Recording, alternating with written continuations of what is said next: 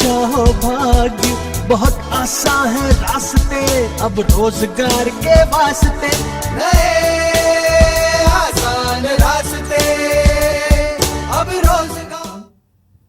हम लोग हमेशा से बात करते रहे हैं कि जब एफपीओ किसान बना लेंगे और वो अपना प्रोड्यूस एक साथ उगा के सीधे डायरेक्ट प्रोसेसर, एक्सपोर्टर या होलसेलर को बेचेंगे तो सप्लाई चेन को छोटा कर सकते हैं। पर जब ये बात हम करते हैं तो थ्योरी में ये बात बहुत अच्छी लगती है, पर व्यवहारिक रूप से जब हम किसानों का माल सीधे होलसेलर, प्रोसेसर या एक्सपोर्टर को बेचने जाते हैं तो उसमें मुख्यतः 3 कठिनाइयाँ आती हैं, क्योंकि इनकी 3 मुख्य मांगें होती हैं। पहली मांग होती है ह्यूज क्वांटिटी, इन्हें बड़ी मात्रा ही खरीदना होती है, छोटी मात्रा ये लोग नहीं खरीदते हैं। दूसरा है सेम क्वालिटी और कंसिस्टेंट क्वालिटी, और तीसरी बात है कॉम्पिटिटिव प्राइस। तो अगर आप मुख्य रूप से देखें तो किसी भी वस्तु को खरीदने के लिए खरीदार सबसे पहले उसकी क्वालिटी को देखता है और क्वालिटी पे ही उसकी कीमत निर्धारित होती है। तो किसानों की फसल की भी क्वालिटी निर्धारित करने के लिए जब तक कानून लागू नहीं होगा और उसको भारत सरकार या राज्य सरकारों द्वारा एक रूपता नहीं लाई जाएगी, तब तक मुझे ये संभव नहीं लगता है कि किसान सीधे अपनी उपज होलसेलर, प्रोसेसर या एक्सपोर्टर को बेच सकेंगे।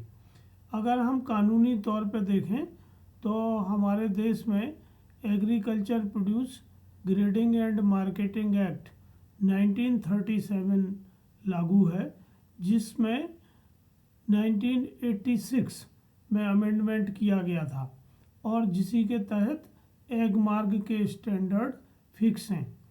इसके तहत जो डायरेक्टर ऑफ मार्केटिंग हैं वो अलग अलग तरह की ग्रेडिंग को प्रमोट करते हैं। पहले है domestic consumption of agriculture commodities, दूसरा है एक्सपोर्ट ऑफ एग्रीकल्चर कमोडिटीज़, और तीसरा है ag marking at producers level.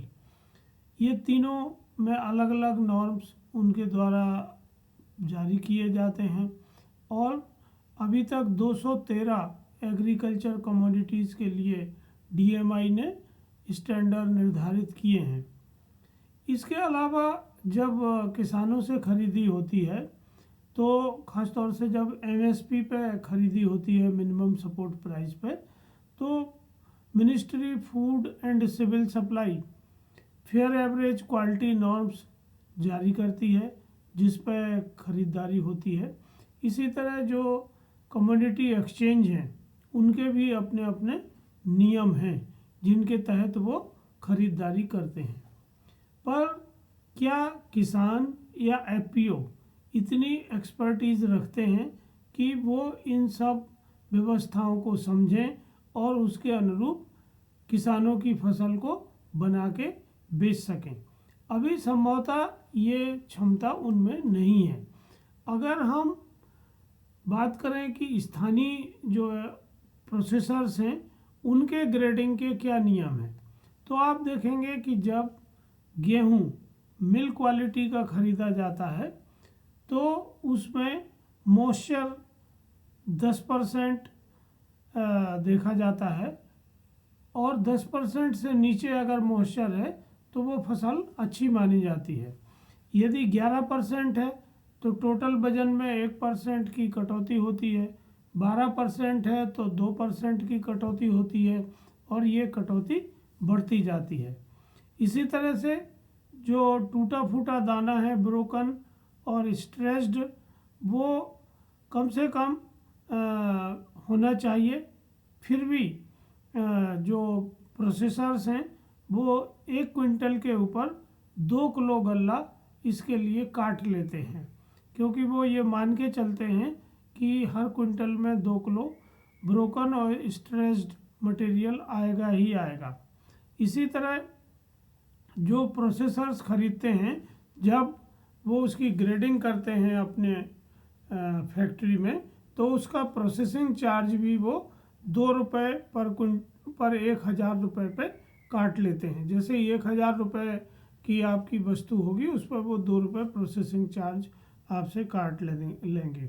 इसी तरह जो गनी बैग है, जो बोरा है, वो फ्री में वो लेते हैं और उसके बदले में 1 किलो गल्ला ज़्यादा तोलते हैं।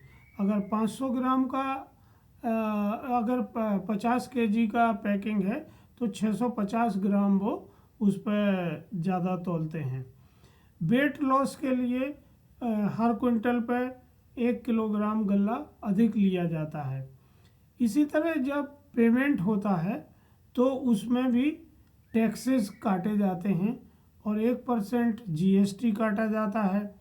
मंडी टैक्स जैसे मध्य प्रदेश के संदर्भ में अगर देखें तो 1.75% है और TDS 0.75% काट के भुगतान होता है। इसके अलावा यदि आप 2 दिन में या 7 दिन में पेमेंट चाहते हैं तो लगभग 2.5% कैश डिस्काउंट भी आपके मूल्य में से काटा जाता है। अन्यथा प्रोसेसर सामान्यतः 40 से 42 दिन में पेमेंट करते हैं। तो इस तरह की कंडीशन और इस तरह की जो कटिंग के नियम हैं, ये हर फैक्ट्री में अलग अलग हैं। जब भी किसी FPO को अपने सदस्यों का गल्ला किसी भी प्रोसेसर को बेचना है तो इसको उन्हें समझना होगा। यदि वो इनको बिना समझे मोल भाव करके सामग्री दे देते हैं तो वो घाटे में आ जाते हैं, क्योंकि प्रोसेसर्स की प्रवृत्ति क्या होती है कि वो सबसे पहले पूरी प्राइस आपको बताएंगे और फिर जब भुगतान करेंगे तब जो मैंने आपसे ऊपर कहा इस रेशियो में वो कटिंग करेंगे, तो वो प्राइस उस हिसाब से कम होती जाती है।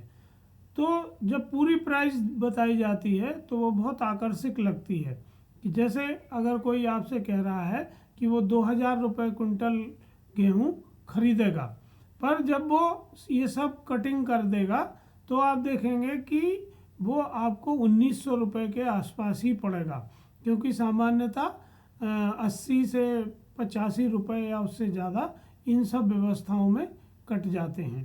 तो ये जो कटिंग होती है ये बहुत कई बार बताई जाती है, कई बार ये हिडन कटिंग होती है। इसी तरह से अगर आप लहसुन बेचना चाह रहे हैं तो लहसुन की ग्रेडिंग अलग है। जैसे 40 से 50 mm के लहसुन को फूल बम कहते हैं, 35 से 40 mm के लहसुन को बम कहते हैं, 30 से 35 mm को लड्डू कहते हैं और 30 mm से कम लहसुन को गोल्टी कहते हैं। जहाँ चना होता है, ख़ासतौर से डॉलर चना, उसको भी काउंट में गिना जाता है। जैसे A ग्रेड के चने में सामान्यतः 44 से 46 दाने होना चाहिए, B ग्रेड के चने में 58 से 60 दाने होने चाहिए। ये काउंट कैसे आता है?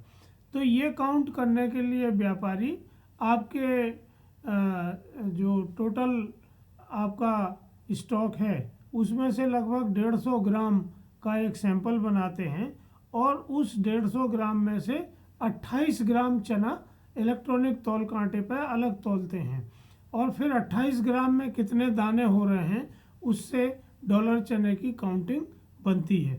तो ऐसे ये अलग अलग फसलों के लिए अलग अलग ग्रेडिंग सिस्टम है। जैसे सोयाबीन के लिए 10-2-2 मतलब 10% मॉइस्चर होना चाहिए, 2% कटा फटा होना चाहिए और 2% फॉरेन मटेरियल होना चाहिए।